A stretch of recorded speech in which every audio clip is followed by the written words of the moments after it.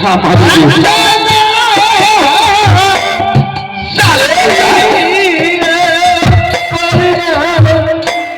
प्रणाम तुम करते हो, शर्म होना चाहिए तुम्हें।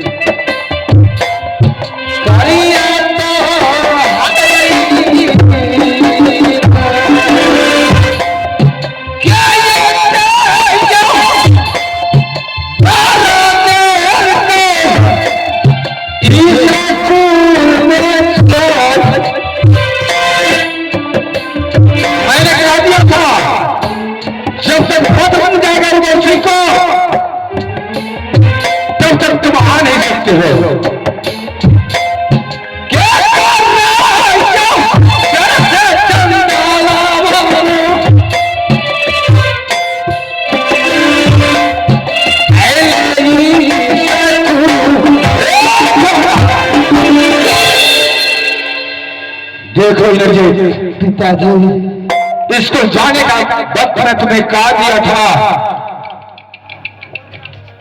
कि देखो बेटा, जब तक मैं अपना पत्र नहीं भेजूंगा तब तक तुम स्कूल से नहीं आ सकते हो। क्या नहीं पिताजी? और आ भी गया तो सबसे पहले तुम कहाँ गया? पिताजी, मैंने गुरु पाठशाला में बहुत नींद से सूता था। अच्छा? ना जाने पिताजी, मैंने बहुत अचानक की सपना देखा। अच्छा? मुझे वो सपना अच्छा नहीं लगा था पिताजी। तो फिर तुम चले आया? सपना में ही देखा कि मेरा माँ आशिक जोर बीमार है, बचने वाला नहीं है पिताजी। अच्छा, तुम वहां से चल कर आओ। तो इसी के कारण मैंने बड़े भैया इंद्र कुमार से आदेश लेकर के, अच्छा, मैं सच में आया हूँ पिताजी। कहाँ भी गया? तो सबसे पहले तुम कहाँ गया? अपनी माँ की पास या बड़ी माँ की पास? पिताजी, जब मैं राज मोहब्बत के आया था ना, तो मैं तो सपना में देखा कि मेरा माँ का तबीयत खराब है। मैंने सोचा था कि मैं सबसे पहले अपनी माँ के पास आऊंगा। मेरा माँ का तबीयत खराब रहेगा, मुझे अच्छा नहीं लगेगा। मैं किससे खाना मांग करके खाऊंगा? इसलिए मैं सबसे पहले बड़ी माँ के पास चले गया। पिताजी, सावधान हो जाओ। एक बात बताओ, सबसे पहले तो बड़ी माँ के पास गया तो सबसे पहले क्या देखा, क्या खाया, क्या किया? पिताजी, जब मैं बड़ी माँ के पास गया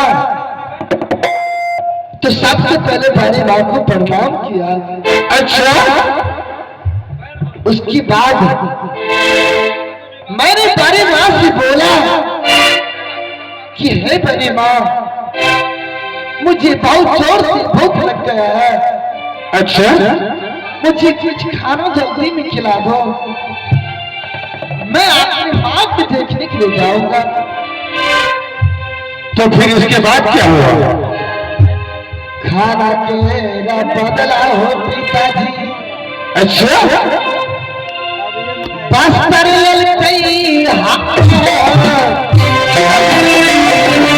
बस तुम्हारा कैसे ले सकती है?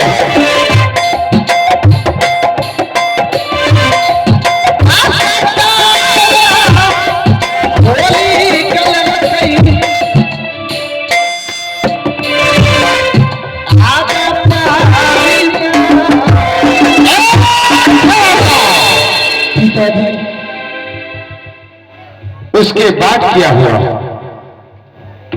तुम बताओ? उसके बाद क्या हुआ?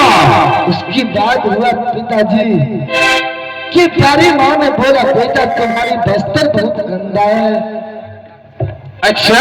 तुम अपनी बस्तर दे दो बेटा, जब तक खाना बनेगा जब तक तुम लौट करके आएगा तब तक तुम्हारी बस्तर। इसके बाद क्या हुआ? ये तुमने छिपा रहा है, तुमने छिपा रहा है। उसके बाद क्या हुआ? उसके बाद तुमने अपनी बड़ी माँ को गलत निगाह से देखने का जरूरत किया।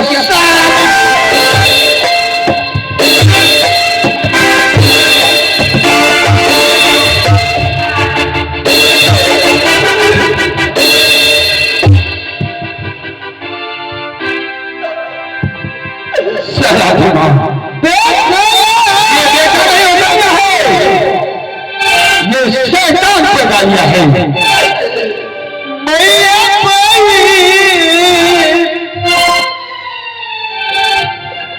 बड़की माँ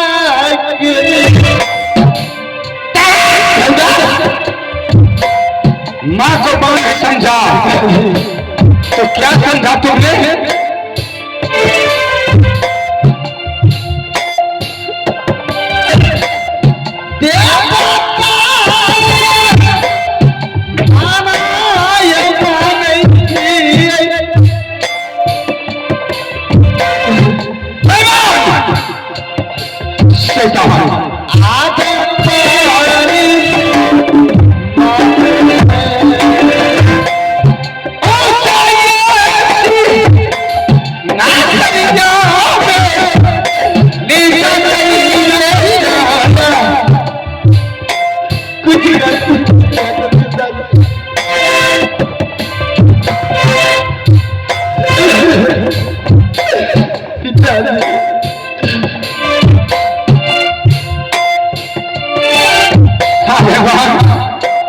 ऐसा पुत्र नहीं होना चाहिए जो मां को मां ने समझा।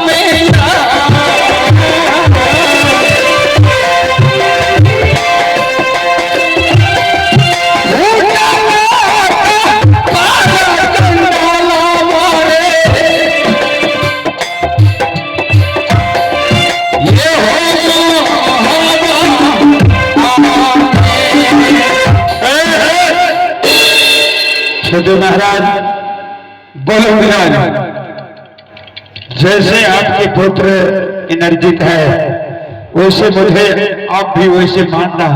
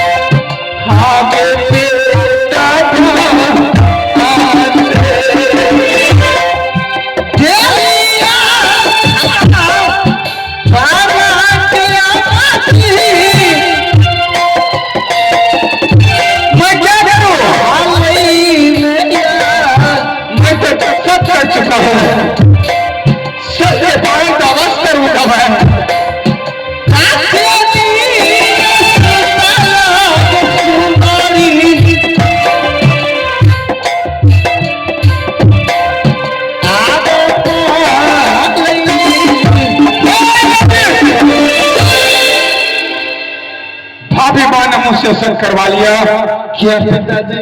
और शक करवा के कहने लगी, देवर जी आपका बेटा इंद्रजीत ने मुझे गलत निगाह से देखने का जरूरत किया।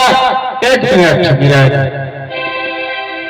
तो मैं माफ नहीं करूंगा, मैं कभी नहीं कर सकती हूं माफ, इसलिए कि आपका बेटा गलती किया है और सत्य भी कर चुके हैं हमसे।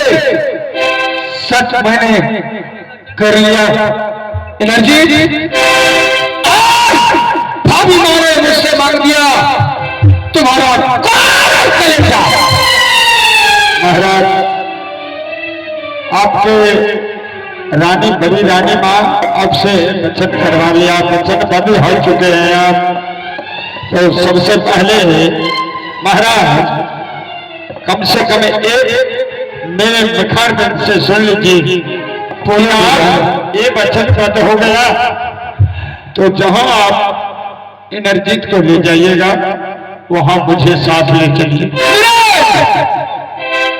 ये ने गलती किया है, सजा उससे मिलेगा। हजूर, तुम क्यों लेने लिए चाहते हो? आपके सत बन जाएंगे, आपके सत बन जाएंगे, रानी माँ का सत का पालन हो जाएंगे और आपके सुलह के लिए मेरा नाम इतिहास बन जाएंगे। जैसे पुरुषोत्तम राम को सबसे बड़ी कम के बहुत मानती थी, मगर एक समय में ऐसा हुआ महाराज कि 14 वर्ष के लिए माता सीता और पुरुषोत्तम राम तीनों पुर के मालिक को 14 वर्ष बंद करना पड़ा हजूर। इसलिए मैं भी आपसे वचनबद्ध होता हूँ कि इंद्रजीत जाएगा महुआ से तो इंद्रजीत महुआ त्याग कर चले जाएंगे।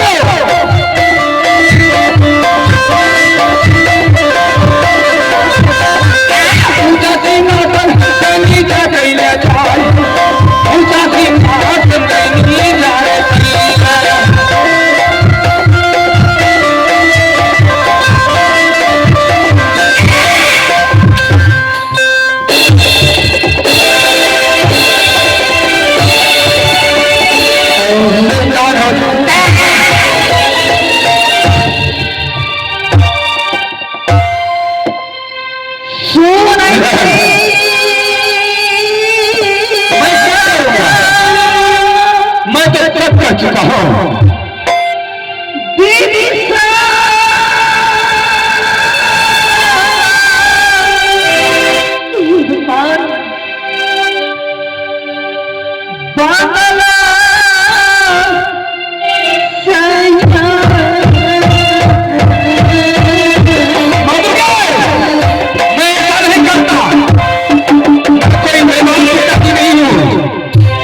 ये सारा